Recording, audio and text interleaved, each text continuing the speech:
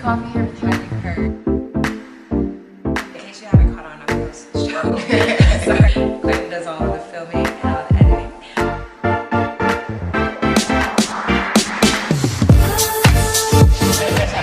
Okay, hey guys, I'm standing here with Shane Salinas, and he is the designer behind the brand. So give us a little about the show. Yeah, the show was great. I think these Houston events are great. Coming from larger cities, I designed in LA, I designed in New York, I've been all over. Wow, I didn't even know that. Yeah, so Las Vegas, I mean, I've been everywhere. So coming back to Houston and actually launching this line, I think she's wearing, by the way, let's take a second. Yeah, everything here, workwear, everything made in America. Just coming back to Houston, I feel like this whole environment where everyone's getting together and supporting each other for the arts and for fashion was great, because 5 years ago there was nothing like that. Everyone felt like they were in competition here in the city. I used to hear that a lot. It's something that you say. I'm like, no, it's a lot that I see. You know, everybody's very outgoing and supportive. Yeah, I think Houston has done a 360 for sure. Wow, everyone, especially the young people, everyone getting there to these events and just helping, supporting each other, Instagramming each other, Facebooking, things like that. Just spreading the word. Yeah, it's a beautiful thing. So if you're looking to get your new start, it's a city. It is. So, okay, tell us a little bit about the pieces that you have. This is just a work shirt. I get everything manufactured here in America. Only small family manufacturers do my stuff. So this is a family of 5 people in middle America that sew my shirts for me. I sew the initial sample, and I send it to them, and then I work with them for a month to correlate, to make sure it's exactly how I want it. Everything is hand stitched on sewing machines, and I mean, everything is put together here with American hands. My whole premise on this brand is to support American workers. Go back to the early era where there was pride in our clothing. So I have pride in what I do. I own it, you know. I love it. And I wish you guys could tell, but like when I patted him on the shoulder, like I could feel the density of the material itself. It's not a this is an 8-ounce denim. It's a little heavier than your normal denim, but it's gonna last. It's gonna stand the test of time. And I feel like that's like our current conversation. Like people are talking about, like there's a panel, the one I saw you a couple days ago, and the guy was talking about how, fortunately for us, we're part of a generation that like is fully aware that a lot of what we have is not going to make it past. Absolutely. Yeah. You know, I think Christian made that point. Yeah, it was a great point, because it made me proud of my products, because I know my products are going to stand up. Stand the test of time, because I've taken so much pride in the materials, the way I get them sewn, the way I develop them. You know, even as far as like a pin pocket. You never see a pin pocket. Yeah, exactly. So just old school ways of making them modern. Alright, there you have it. Have you heard? Thanks. Hi guys, Chelsea Floppy here with Have You Heard. And I'm standing here with David Toshez from New York to Texas. New York to Texas.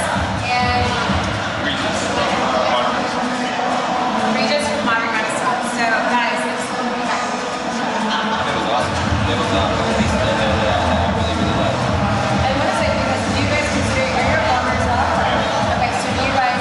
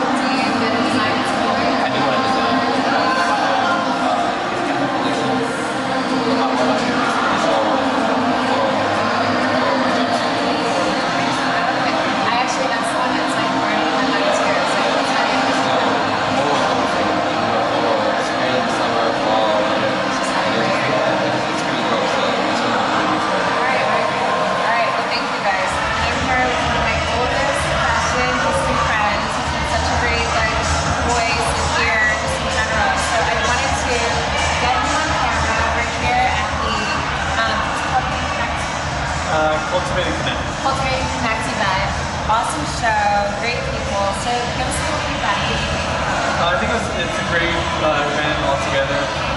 Bringing people together to connect with, given the name, and sort of network. It's been amazing not only finding people that know what the professionals are doing, but also sort of meeting strangers that are like, hey, what do you do?